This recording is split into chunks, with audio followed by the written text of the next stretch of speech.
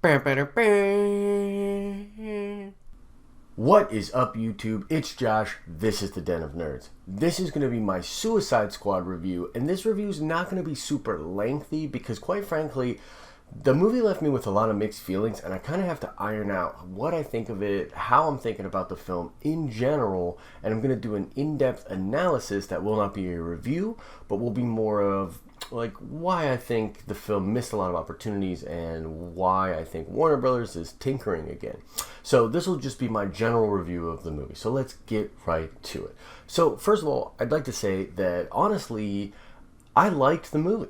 I thought it was pretty enjoyable. Now, when I first saw reviews of the movie, I want to say at the beginning of the week, right when it was still just a few, I think it was less than 40 reviews out there, and it was hanging around a 38% on Rotten Tomatoes, and that was super disappointing to me. I was like, oh man, here we go again.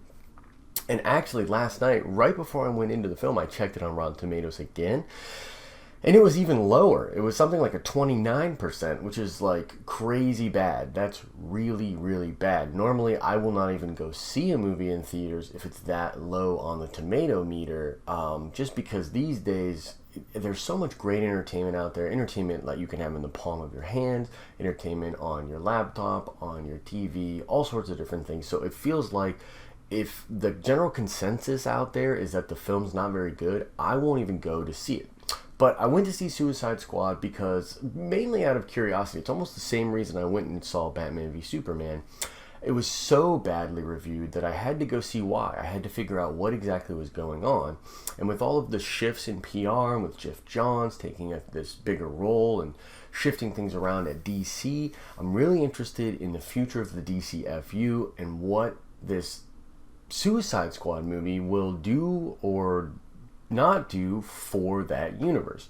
So my overall impressions are that the movie is a mess.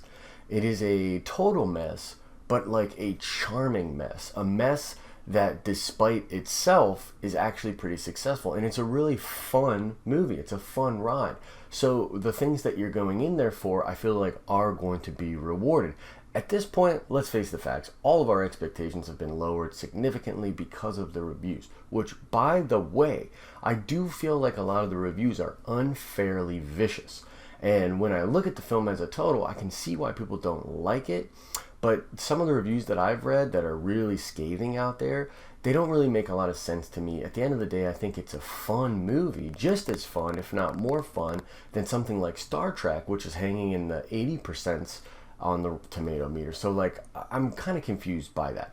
But let's get to the things that I liked about the film a lot, and then I'll talk about the things that I didn't like. So first of all, Harley Quinn. Harley Quinn was incredible. Margo Robbie absolutely nails this role. She's so exactly what you would expect Harley Quinn to be that it's kind of like mind-blowing. It feels like in the DCFU, there are things about some of these characters that they get wrong, that don't match up to what we can have like as a conceived notion or a preconceived notion of these characters from our time reading comics. And of course, Harley is not a character that started in comics. She started out on the animated series, but was so popular that they've now brought her into comics. Her books do really, really well. She's a fan favorite character, and I think they really nailed her. It's to a crazy degree. See what I did there? But honestly, she's awesome. Amanda Waller also completely nailed as a character. Cold bitch Amanda Waller. Honestly, very vicious, very cutthroat. She has this weird power, not in like the sense of a metahuman, but just in the sense of her ruthlessness. Her ruthlessness literally is a power that puts her in charge and able to manipulate all of these different things. So I really liked her. Deadshot. Deadshot was also really surprising. I absolutely love Will Smith's take on the character. It's very cool. It's centered around the love for his children. It's interesting how he and Rick Flag have their dynamic, and him and Harley. And I thought that although I do think that Will Smith kind of overpowers the film in a lot of ways, and I think that that was something the studio really wanted to have happen, I do think that he did an awesome portrayal of Deadshot. And there's this one scene in particular where he is just gunning mofos down and he's standing on top of this car, and it was like one of the dope things I've ever seen. I was like, man, that's really fucking cool. So Deadshot, really surprising, really good. El Diablo, you'll probably hear a lot of people talking about El Diablo online, and for good reason. He's awesome. His backstory is crazy. He's really strong, which is really nice. Reluctant to use his powers, and for reasons that make sense, right? Like, if you see the movie, and I'm gonna not go super spoilery on this, although I am gonna put a spoiler warning on this, but if you've seen the movie, you know exactly what I'm talking about. There is something to do with something that he did with his powers that makes him not want to use them anymore. I thought that was really cool. I also really like Killer Croc. Killer Croc has some of the best one-liners in the entire movie, and I feel like he's kind of underutilized as a character, but really cool. I also liked how Batman was this looming presence over the film. I actually feel like he should have been more of a part of the film, which we'll get into some of the stuff that I didn't like about the film.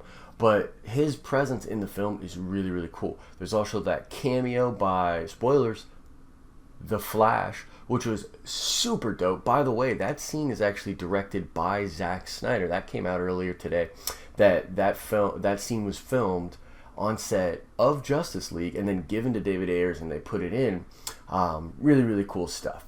So the Harley Quinn Joker relationship, even though I'm not crazy about the Joker, and this is what I mean, guys, I have to like give this time, I have to do an analysis and think about these different things, and I'm really going to get into it in depth, hopefully on Monday. But I wasn't a super big fan of the Joker himself, but his relationship with Harley was really cool. I think there's a lot to like there, and I wish they would have explored it a little bit more.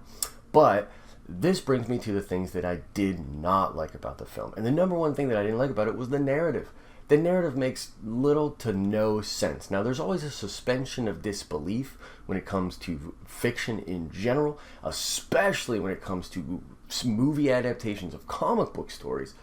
But I'm telling you, the plot here is thin even by those standards. Like, the inciting incident is like, what? The reason they go do this thing is like, what? The pacing, which isn't quite the same as the narrative, but the pacing was so like stop, go. There were moments that were like, felt really unnecessary. There were moments that should have been big moments that really weren't, and little insignificant moments that seemed to play really well, but weren't like paid off. The pacing was really bad. The narrative itself was really bad. And those are probably the two main things that are really weak about it. The main villain, really weak. We're doing this thing again with the drones and just the mobs of basically just fodder for our heroes, in this case villains, to have action sequences with. And then the big bad, which is this thing that is once again a catastrophic threat to the globe. Just like in the first Avengers, they just keep doing this over and over again, and it is stopped and prevented by a really kind of odd character that has a turn of heart, so to speak. You'll see why that's funny when you see the movie. But the turn itself and the way they defeat the villain at the end, not very rewarding. Okay, so those are some things that I disliked about the movie. There is a big turn at the end of the film where certain characters start to feel like heroes. They start to do heroic things, and the motivations for them making that switch make no sense. They really don't. And this, I believe, leads to the big problem with the film, the thing that I'm going to do the most research on, the thing that's kind of boggling my mind, and this would be the two different edits, okay? So I don't know if you know this or not, and some of this is unsubstantiated, so take it with a grain of salt, but this is what I have gathered in my research and from my sources. So apparently, because of the fallout of Batman v Superman, DC came in, and when we ordered these reshoots, they were scrambling to make big changes to the tone of the film, to the mass appeal of the film, and so many different things because they've put so many chips on the table for this DCFU, and Batman v Superman super underperformed. I mean, think about what they spent marketing that film, not to mention what they spent making that film, and the fact that it didn't even hit $900 million is crazy. A big time bomb for them. And I know that's weird to say, where it's like, man, this movie made so much money, how could you consider it a bomb? Well, you have to think about the money that they put into it. Okay, so having said that, this is, from my understanding, what happened. David Ayer makes this film, has this vision. It's dark. It's dark in a different way than Zack Snyder, though. I mean, David Ayer's just, he does his thing. That's why they hired him to do this. And he makes this cut of the film. Now, apparently, they literally had the company that cut together the trailers go in and do a different cut of this film. And then they tested these two different cuts at the same time with test audiences. I mean, I've never even heard of something like that before. That's so weird to me. And there was this big battle between David Ayer's vision and the vision that Warner Brothers wanted and had this trailer company do. And I guess they agreed on some kind of hybrid of the two cuts. But like those intros with the characters, with the graphics and all the color and the one-liners and some of the music choices, I personally feel like this is all stuff from that alternate cut, from the like mass audience appeal cut, which really created this jarring narrative, this really all over the place narrative. I swear to you, when I was watching this movie, I could almost pick out like that was from the reshoots, that was from that other edit, that was not David Ayer's. Like, you could almost feel it and see it right on the screen. They're trying to appeal to the Deadpool audience. They're trying to appeal to the Guardians of the Galaxy audience because they need, bottom line, money. They need people to go see this movie and to spend their money to see this movie and have a good time. Now, look, at the end of the day, it's successful in doing that. It is successful in being a fun movie. However, the big story is the missed opportunity to have this really great movie that was starting to bring together the DCFU to give this cohesive vision. I truly believe that if we get to see David Ayer's cut, and I hope they do what they did with Zack Snyder's BVS cut, it will be a much better film. I can guarantee that. And it's super frustrating to see Warner Brothers continue to make these kind of decisions and continue to be like, well, we have to react now. We have to be reactionary because our plan isn't working, and they're like audible at the line.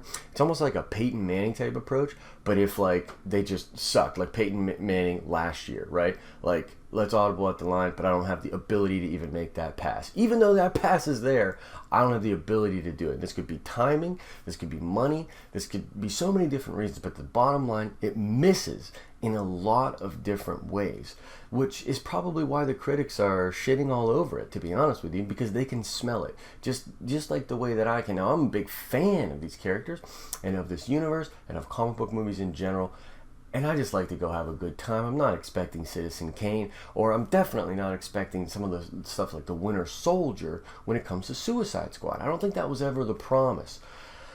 So with that in mind, I really enjoyed the movie. I would probably, right now, and the score might change, I'd probably give it a 7 out of 10, which is super respectable. Definitely really, really good score for this movie. It might drop a little bit the more I think about it, and I'm going to see it again before I do my in-depth analysis on Monday. But I think if you like these kind of movies, if you like these characters, and if you like the trailers, go see Suicide Squad. Don't listen to these critics.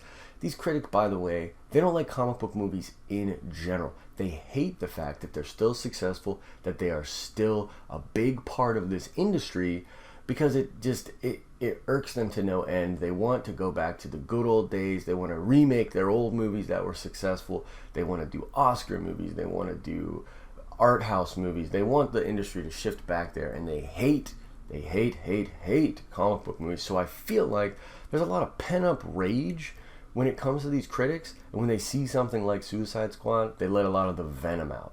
So that's the bottom line. I feel like the movie's a fun ride. You will likely enjoy it. But let me know in the comments section, did you see the movie? Do you agree with what I'm saying? What were your big issues? What were the things that you liked about the film? Let's have a discussion about this. That's what it is about. So, like I said, in-depth analysis coming. This is just a little rough review. 7 out of 10 is my score for now. And let's check that nerd card, guys. So, this is an interesting question about the Suicide Squad movie. Now, Tom Hardy, who of course played Bane in The Dark Knight Rises,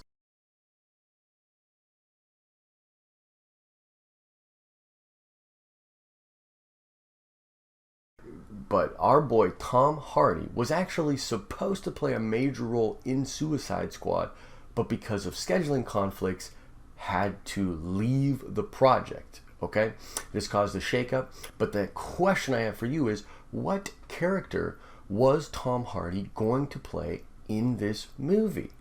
Answer the question in the comment section below, and I'll give you a hint. No, it is not Bane. He was not going to reprise his role as Bane, although that would be amazing.